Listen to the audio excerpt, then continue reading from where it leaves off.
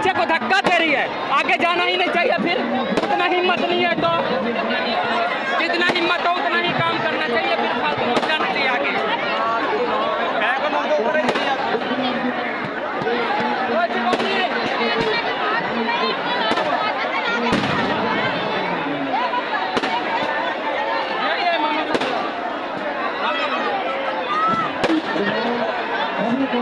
Mummy का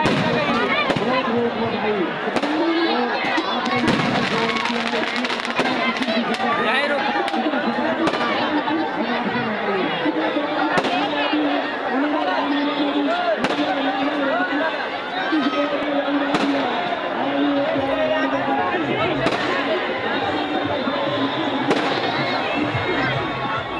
पहले तो आगे भाग जाएंगे, फिर बाद में पीछे भागेंगे।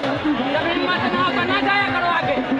मम्मी तो उसने करा टिल्लक करके रखा है, मम्मी की पागल नहीं है, मेरे बच्चों को धक्का देके भागी।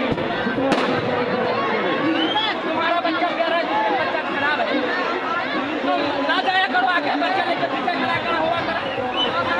कभी तुम ना करा टिल्लक करके रखा है।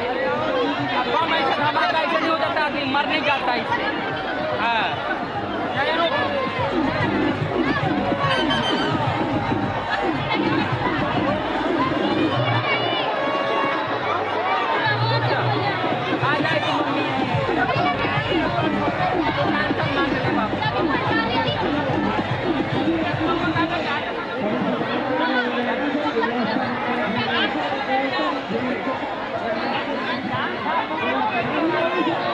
सब मिल जाएगा।